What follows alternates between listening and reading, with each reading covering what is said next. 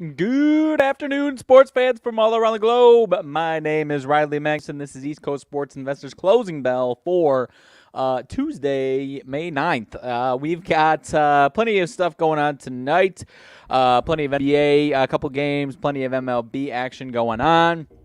Recapping yesterday, and as always, when it is myself on these solo shows, we will keep it short and sweet. You saw this morning, if you were tuned in, Jeff Dawson and Julian Edlow talking all things Boston sports, as certainly the Celtics and Sixers playoff series, along with some of the other ones as well. So if you want more in-depth on a few of those, then go check that out from this morning. Evening, Connor. Thank you again for stopping by today. And like I said, we'll keep it short and sweet. So going back, looking at yesterday, just to dive right into it, last night NBA action was right on one, wrong on the other. Both series go to 3-1. I suggested the Knicks might be the team to tie up the series. In last night's case, one team to tie it, one team to go 3-1. Was wrong about the Knicks. Their offense continues to look putrid amongst putrid offensive play right now. 3-1 hole. Going back to New York, so maybe you like the chances in Game 5 there. But overall, it's looking pretty grim for the Knicks. I was, however, correct about the L.A. Lakers taking the 3-1 lead over the Golden State Warriors. They get the 104-101 win. Take care of business there and head to Golden State for Game 5. Fair to expect the Warriors at home. A lot of my success betting against the Warriors this postseason is strictly on the road, and people kind of not taking into account how horrendous they were at on the road in the regular season, like 11-30 or something along those lines. And now I think it's 1-4 in the postseason. So they've been just as bad on the road so far this playoffs as they were in the regular season. So is it fair to expect that they could bounce back in Game 5? Absolutely. And then, I think the Lakers win this series. It's 3-1. I'm not saying they collapse, but I wouldn't count the Warriors out just yet. They could absolutely win Game 5, put some pressure on Game 6. Anything can happen. Maybe that's the one game that they win on the road, and then going back to Game 7, if that's the case, to Golden State, then they obviously would have a good chance of taking that one. So not dead yet by any means, but the Lakers can definitely smell some blood there, but I expect a heavy performance from the Warriors. I think that's tomorrow night, Game 5 in Golden State. So I expect a big performance from tomorrow. We'll get there when we get there. Last night's NHL, I didn't have any thoughts on last night's NHL. It was, I believe, 5-1 Vegas win there. As always, with me and myself solo, I do not have any NHL opinions. Not the NHL guy, but I am coming to you as a very happy Blackhawks fan. I should have led the show with that. Blackhawks get the number 1 pick on their way to Mr. Connor Bedard. The tank for Bedard was successful. I know the haters were out in full force last night. I didn't realize the Blackhawks had that many egregious haters. Obviously, I'm not in these NHL lanes on a daily basis by any means. I'm closer to a fair weather Blackhawks fan than as opposed to my other teams. But that was pretty fun. So the haters can keep rolling. The NHL rigged crowd is pretty loud last night and today, but it's a lottery system, so it's not the Patrick Ewing hot envelope, cold envelope, whatever it was back in the day. I think it's a pretty, obviously, I'm saying this as a Blackhawks fan with a successful night last night, but the rigged crowd on everything is a little too loud in all of these circles. So shake a stick at me all you want. I don't care. We're getting Connor Bedard, so I'm pretty pumped about that. Do we deserve it? I don't know. Probably not, but we'll take it. And that's the way it's going to be. So that's your NHL talk for today's show, unless anybody, as always, has anything in the comments. So you can spew your venom at me, or as graciously as Connor does, give me his congratulations. So I appreciate you, my friend.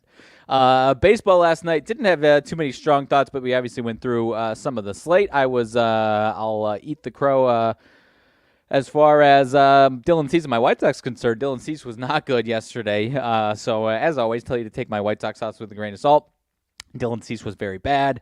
I apologize, Connor. I think it was you. I know we had a couple people commenting as far as the Orioles. Good. If you stayed away from the Orioles, that was a good look there.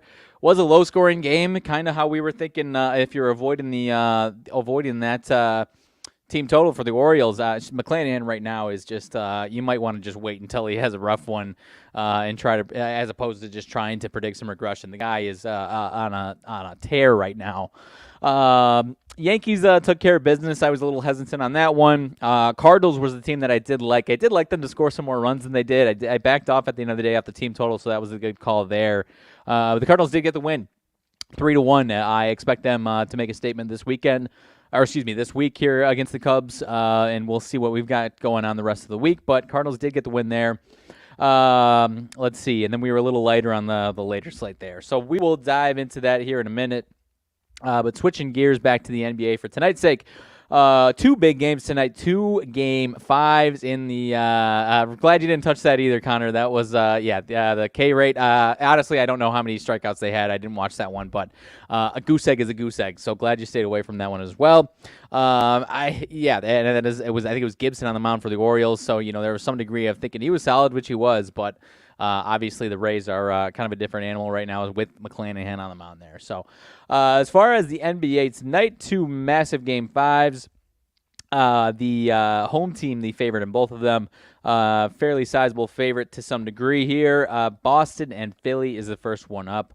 7.5 point spread in Boston for the Celtics in favor of the Celtics, with a total of 213.5. And I'm seeing a lot of public buy-in to that low total number there of 213.5. If you go back to let's see, what was that? Sunday afternoon, total was 214, goes flying over. Now down to, and obviously that was overtime, down to 213.5. That's kind of where we've been hovering a little bit around that number. 214 in Philly for game number 3, goes to 216 also. So at the end of the day, I'm going to go ahead and lean towards I am going to lean towards the under in this one. Not, I think it could be really, really close to that number again. But I think you're going to see one of these teams kind of struggle to put the ball in offensively. I guess my concern with the over-under would be maybe one team is fantastic tonight and single-handedly pushes that one flying over, but we shall see with that one, obviously. But this one is 2-2. In Boston's case, the games that they've won, even going back to the series against the Hawks there, and throughout a lot of the regular season, the games that they win fairly convincingly. So that's why you're seeing the 7.5. And I can understand that, and I almost kind of agree with that as far as the 7.5. I will lean towards the Celtics covering that. But at the end of the day, I think it's going to be. I think this is going to be it should obviously be a hard-fought game. It's Game 5, 2-2. But as opposed to the Celtics running away from it, or running away with it, I do think the Sixers will scrap a little bit, keep this one close, and at the end of the day, I think it's going to come really close to this 7.5 point spread. So I'm going to stay away from that. If I'm doing anything, I might like the under on this one tonight, under 213.5. I do think the Celtics will win this one, but I think I think this is going to be one of those ones where the whatever closing number you got might be a massive difference if you're playing the spread, and you might be sweating down the last minute or so here with free throws or last second shots, covering or not covering or something like that. So that's kind of where I'm leaning as far as the spread being a toss up tonight. But I will say the Celtics get the 3-2 win heading back to Philly, and I'll keep it under. I'll go 108, 101, right around that 7.5 there, keeps you under 213.5. I'll go 108, 101. I think that's what I just said, somewhere around that number. So that is where I'm at with that one. Switching gears to the Suns and Nuggets. Nuggets at home, 6.5 point favorite. I see mostly 6.5s across the market. I see a 6 on FanDuel down there a little bit. Below the 6 a little bit there. And at the end of the day, I don't really, I'm curious where the public buy-in is on this one. I'm not getting a clear read on that one here in this.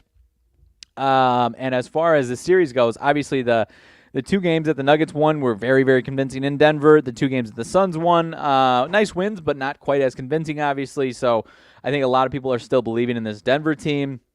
Obviously, if you're someone that believes in Kevin Durant, et cetera, Devin Booker, et cetera, then you're, thinking the Suns cover this game. This is another one. I guess I'll go leaning towards the Nuggets getting the win in this one. But I think the Suns put up a better fight here. on the road here. I honestly, I'm hesitant. I'm saying this the Nuggets get the cover. I actually will say the Suns keep this one really close. I think this could be a very, very good game. I will say Nuggets win, but Suns manage to cover. That is not a a hard opinion by any means. That is just kind of where I'm at with this one. This number I think opened at 4.5. Ballooned up a little bit to 6.5, so I think it's inflated if you're looking at the Nuggets. And now I think it's kind of at a spot where it's a good spot to potentially even think about the Suns if you think that they're going to put a fight tonight. If the Nuggets were going to, if people thought the Nuggets were going to whomp the Suns again like they did in games 1 and 2, in my opinion, it would be at least the number that you're seeing with the Celtics, 7.5, if not 8.5. So that is kind of where I'm leaning with this one. And now, talking through it a little bit, I'm almost leaning towards the Suns having a chance at winning. Like I said, I will still lean towards Nuggets winning, Suns covering. But I think you tread lightly on the Nuggets tonight. I think the Suns are offensively, obviously, after the first two games, maybe you put it home and away. And, much like some of these other teams, they regress back to it on the road. But their offense is starting to work a lot better. No, Chris Paul has not proven to be, a detriment necessarily. In some cases, it's been good. So I'm going to lean towards the Suns covering this one and maybe more of a toss-up as far as who wins that one, actually. So that is where I'm at with the NBA tonight. As far as the MLB, it looks like a full slate of games. We can breeze through it pretty quickly here. Again, I will start with the White Sox and work down. I know it's not the first one, but in an attempt to not to forget about it, I will knock it off the top here first. And I know it's going to sound like a broken record, and I promise I'm not being a homer, but now minus 150 tonight for the White Sox after minus 130 yesterday, losing 12-5 with Dylan Cease on the mound, and now throwing out Lucas Giolito. Maybe you think this line is more about Jordan Lyles than it is about the White Sox pitching matchup. Or pitching situation. Jordan Lyles obviously 0-5, not looking good so far this season. 6.69 ERA. He has been ugly. But the Royals, I would expect them to regress offensively a bit here. And with Lucas Giolito, having seen this lineup plenty of times in the past, has had some success in Kansas City here. And frankly, he's been one of the aside from one real rough one in Pittsburgh, in his second start, he has been one of the more steady pitchers for this White Sox staff so far. Last time out, 7 innings, 2 hits, 1 earned run. As I say that, then, there's certainly a chance of some serious regression at some point here. So maybe if you're, picking off a Lucas Giolito trying to regress, maybe you think this one the Royals are scoring some runs today. That is absolutely in the cards. I am more so leaning towards the White Sox in general, winning this game, bouncing back. They've been playing better ball in general as opposed to the, after the 10-game losing streak or whatever it is. So, whereas the Royals are obviously not playing good ball at all. So, Jordan Lyles, 6 earned runs and 7 earned runs his last 2 times out. So maybe you think he's due for a good one here. So maybe you take what I'm saying with a grain of salt altogether. But I will take the price inflation as a indicator for me, as the different pitching matchup with Cease yesterday and losing, and now bringing in Giolito minus 150. I will lean towards the White Sox in this one. But again, there are plenty of factors that would turn you away from that, and I would stay away from it altogether. Cleveland hosting Detroit. Cleveland 16-19, Detroit 16-18. Detroit playing good ball right now. Bieber on the mound for Cleveland, and Renzen on the mound for Detroit. Another one, I'm drawing a blank on who was talking with me about this one. I want to say it might have been Marty Lowe. I'm not positive. Noticing last week, Bieber's last start, that the numbers looked a little goofy, and I agreed with him. Bieber wasn't bad. Cleveland ended up losing that game in 10 innings, so it wasn't like Bieber had some massive regression. What I was pointing out last week with Bieber, and now is kind of at a point where it's a little tricky because he might start rounding into form if he continues doing what he's been doing. And last start was better. By all means, last start was better. A lot better, actually. So maybe you think he's starting to round into form.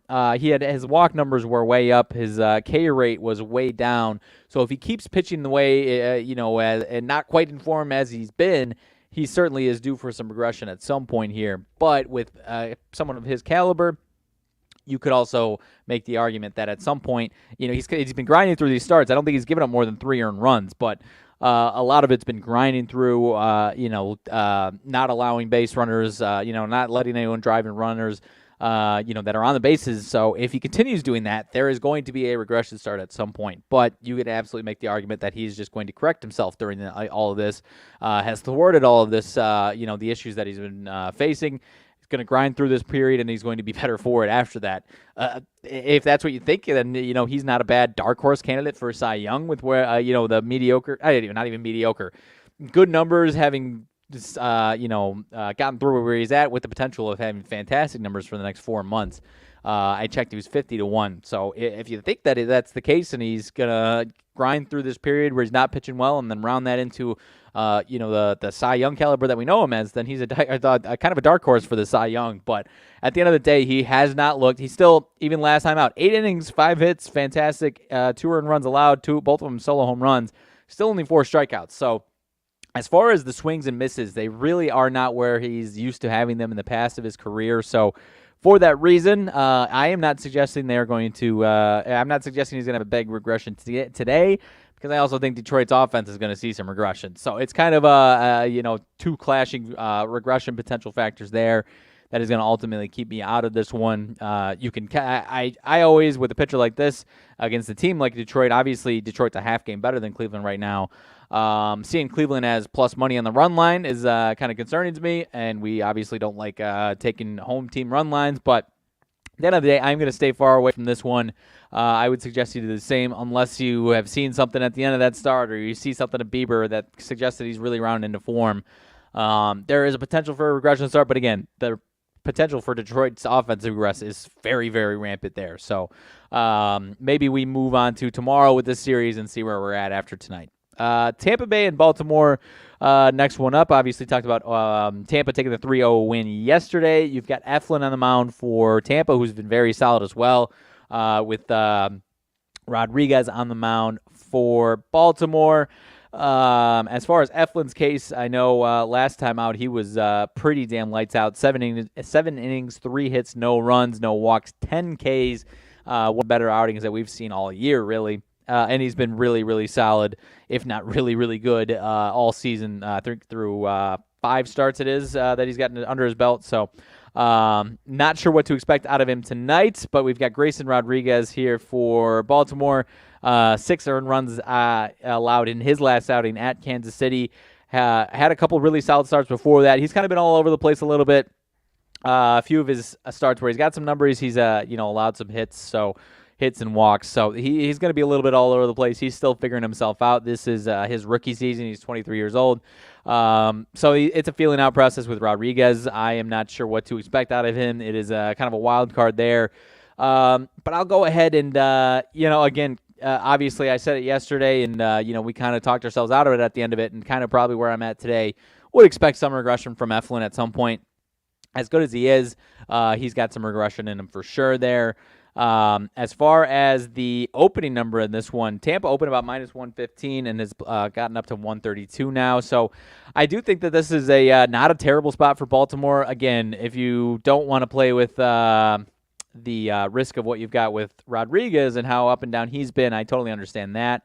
Another one, maybe obviously we didn't go to it, Connor, and maybe you take the same playbook again today and look at it and back off of it. But honestly, over 3.5 today doesn't even sound terrible to me. I don't see plus money, so that a little bit of a statement there. But obviously we like plus money on these team totals. If you can find plus money on it, maybe you go for it. But I guess that would be where I'm going. That one kind of seems like one where normally maybe if we hadn't talked ourselves out of it, we jump into it, and then the next day we get scared off of it. In reality, you should go back to the well. So I'm going to say Orioles team total over 3.5 today. Obviously, try to get some plus money if you like what I'm putting down with that one. We'll skip over. I talked about it yesterday. We'll skip over it kind of quickly here. Colorado and Pittsburgh. Pittsburgh finally gets the win yesterday after the losing streak that they had. If you like it's not as tried and true, and with some of these teams it's a little goofy. This one I think was 7-game losing streak. A lot of times when the losing streaks end, as Jeff Dawson likes to point out, they typically win 2 in a row. If that's where you want to go with this one, then go ahead. Where I was at yesterday with this series is pretty much staying far away from it, trying to feel out where this Pirates team is. They're obviously 21-15, I think tops in the NL Central, but just came off that 7-game losing streak. Now you bounce back one. The Rockies, on the other hand, are playing some better baseball. I told you I've been waiting. I am going to be waiting for them maybe over the next week or so at home. Obviously, in the past couple of years, been a fantastic home team. Haven't quite gotten there yet, but they're starting to play a little bit better ball. So I am leaving that series for the most part on the table there. Let's see. Mets and Reds. Mets 17 and 18. Reds 14 and 20. Peterson and Weaver. Neither of these guys have been very good at all. Have been pretty atrocious so far. Seeing a 10.5 over under in most spots there. I think in a couple spots you might get even an 11 there. So that one's obviously getting kind of out of hand. The not really any huge win factor or anything like that. It's just a couple pitchers who have not been good at all. So, pardon me. I am going to stay away from this. The Mets have been not playing well. Obviously, they've lost. They just lost 2 out of 3 to the Rockies. The one game they won was 1-0. Offense was abysmal against Detroit and lost this year. I think they got swept, if I'm not mistaken. And the Reds are kind of just all over the place. Obviously not a contending team, but making some improvements from what they were, scrapping a little bit. So I am another game here today where I am leaving completely on the side here with the Mets and Reds. Mets blow, TJ. They do right now. They do really blow. Could they turn it around at some point? Maybe, but it is ugly right now. So I am leaving them on the desk right now. Toronto and Philly. Toronto 21-14, Philly 16-19. You've got a solid pitching matchup as far as names are concerned. Two guys that haven't been great yet this year in Manoah and Aaronola. Manoah last 3 times out actually. I know this is one of Jeff Dawson's favorite pitchers. The last 3 times out, 0 earned runs, 2 earned runs, 2 earned runs. Actually, last time out, it was 5 runs allowed total, only 2 of them earned. So last outing really was not very good, only made it through 5 innings. He just isn't quite where he needs to be. So at some point, he is going to get there, but you almost want to wait for him to get there before you jump into him. And Nola's not too far off of that either. Last time out, 4 earned runs off of 7 hits. No walks, 5 Ks. His walks, he's got 2 or 3 starts with 3 walks in a game. So both these guys are kind of a little too all over the place for me right now to really have any confidence either way.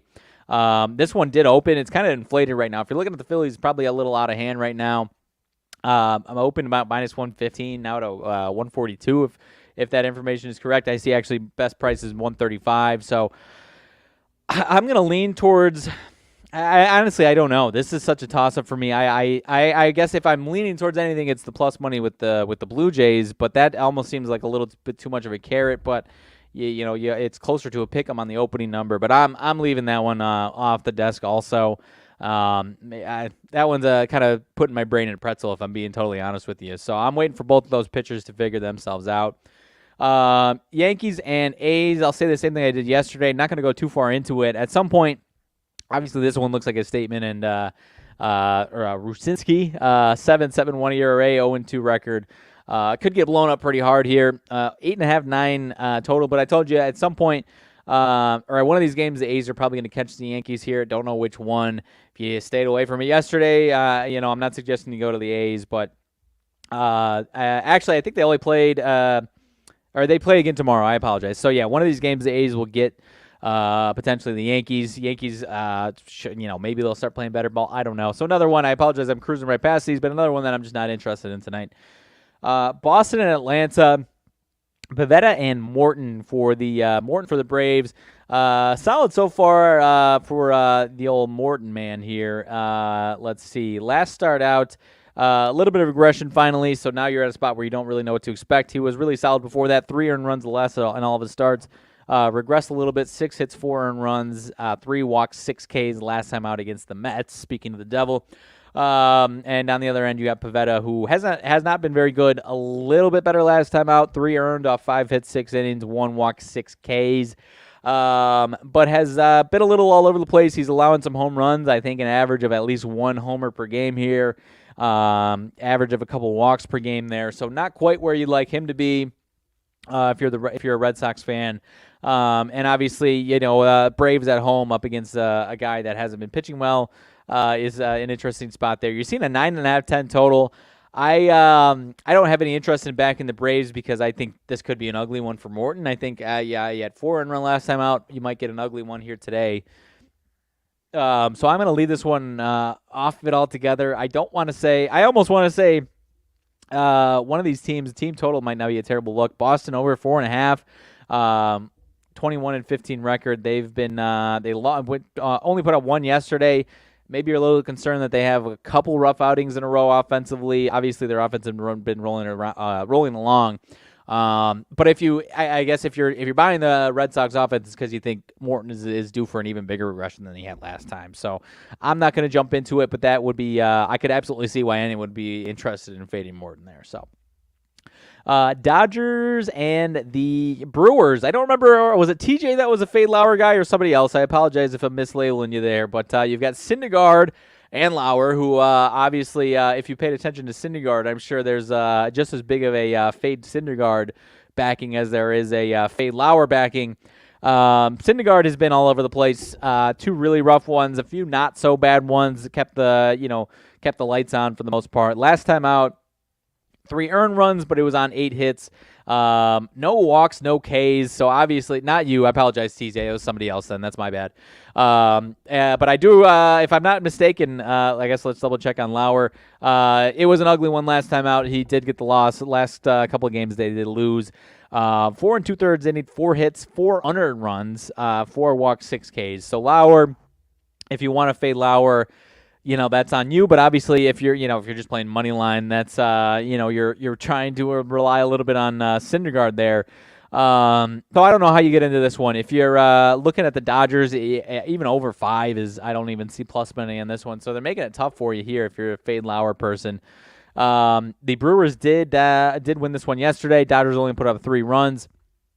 So I will lean towards the Dodgers, but Syndergaard is definitely a tough pill to swallow right now. He is all over the place. I am not really interested in getting involved in that one there. Cubs and Cardinals. Cubs hosting the Cardinals again here today. James Taillon versus Jack Flaherty. Both these guys, Cubs pitching staff has been very good so far. Taillon not so much the case. He's only had a few starts here. One all right, one against the Dodgers. Actually, one really solid one against the Dodgers. The other one's not so great. Last time out, 3 innings, 3 hits, 3 earned runs, 1 homer, no walks, 4 Ks. So we're not really letting them go too deep into these games. Whereas Flaherty obviously didn't play a ton last year, had plenty of injuries.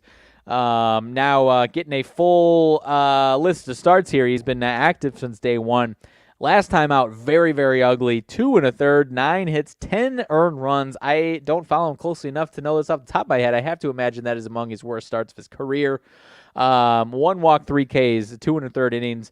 Only lost 11-7 for what it's worth there. But regardless, obviously an ugly one. Before that, had 3 really nice starts to start the season. 0, 2, and 1 runs allowed, and then 4, 3, 4, and then leading up to the 10-run outing last week against the Angels. So as much as you would probably expect a nice bounce back, it is a little tough to play this game with Flaherty where you don't quite know if he's going to be rounded back into form. The total on this one, 7.5, 8, suggests that at least one of these guys, if not both of them, is due for a bounce back potentially here. As far as the weather tonight, I mean, it might be a little chillier by game time, but it's a beautiful day here in the Windy City area for sure. So, and not too windy at all. This is going to be one of your lower wind days. So, I guess I will lean towards an underplay on this one, which is as crazy as it sounds for both of those, the way these two guys have been pitching. But at the end of the day, Taillon, they've kind of been babying him, not letting him go too far. Maybe they let him go a little bit further.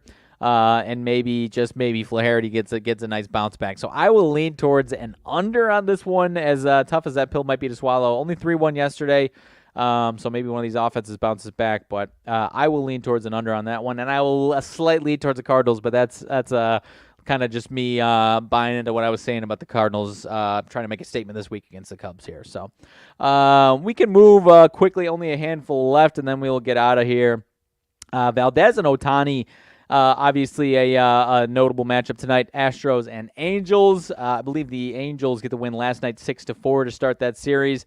They've been going back and forth here, going back to last year for the most part there, at the end of the year at least. Houston, 17-18, still not quite playing their best ball by any means. Whereas the Angels are playing solid ball. Offense is working for the most part here, getting enough pitching, kind of what they've been missing, obviously. Still only 20-16, a lot of work to do. this series, obviously very important. But you've got Ohtani on the mound, obviously, and Valdez. Minus 140, I think, kind of right around where it opened. This one's interesting because obviously everyone's going to be flocking to Ohtani. However, it is against the Astros. I personally am a big Valdez fan. But in Ohtani's case here, I think last week they ended up getting the win. I suggested, and he ended up having 13 Ks. He gave up 4 runs against the Cardinals. I believe it was last week I suggested that there might be some regression on the road just because his numbers historically, especially even MVP Cy Young level pitcher, significantly better at home than on the road. Not to suggest that he can't be good on the road. I think the numbers I was alluding to was like a 2.90 ERA compared to 1.90 ERA at home or something along those lines.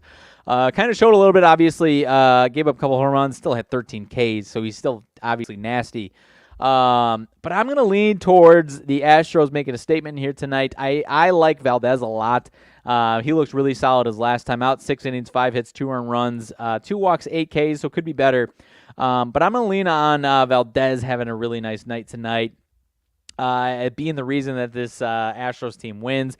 Tough pill to swallow betting against Ohtani, obviously. But this Angels team, a couple guys have some nice numbers historically against Valdez, but Valdez has had a lot of success against this lineup outside of Rendon and Taylor Ward. So against the guys that matter, Ohtani 4 for 26 lifetime, Trout 1 for 12. So the big hitters against Valdez struggle against Valdez in these Astros games here. So I'm going to lean towards the Astros today, getting the lick back. So I think let's see, what else do we got? We will keep this short and sweet. I got actually the other one that I'll just touch on real quick. I don't love them on the road as a not plus money. I have been a fan of Luzardo this year for the Marlins. Marlins, Diamondbacks is what I'm talking about here. Luzardo regressed a little bit last time, so I'm going to be predicting a little bit of a bounce back. Again, I don't like taking this Marlins team necessarily without plus money, which appears to be the case tonight. And against Brandon Fad, I'm not trying to pronounce that. I believe he's a rookie. His first start was very, very ugly. Maybe you would like this one to be a little more convincing. Miami minus at least 120. I don't really know enough about Fad, but I'll at least say Luzardo bounces back. But maybe I'm being a little too much of a homer for him in this Marlins team, getting me to at least 76.5 wins there. So without further ado, that will just about do it tonight. If you want some NBA opinions, go back towards about the 10-minute mark of this show, as well as potentially this morning with Jeff Dawson and Julian Edlow. I know they talked about a lot of NBA games. Apologies, I can't give you much NHL help tonight. I am not your guy there, but obviously a couple good games tonight in the NHL. A couple games, very important game 4s, obviously. But aside from that, thank you all for stopping by. Thank you, Connor and TJ, for hopping in here. Really appreciate it. Enjoy the conversation moving along. You guys always bring a nice pizzazz and spice this show up a little bit, whether it's me and Jeff Dawson or just myself. So much appreciated. And as always, best of luck to everybody that is wagering tonight. If you got any sweaty action going on, or if you're just grabbing the popcorn, have some fun and best of luck. Stay responsible, and we will see you tomorrow, my friends.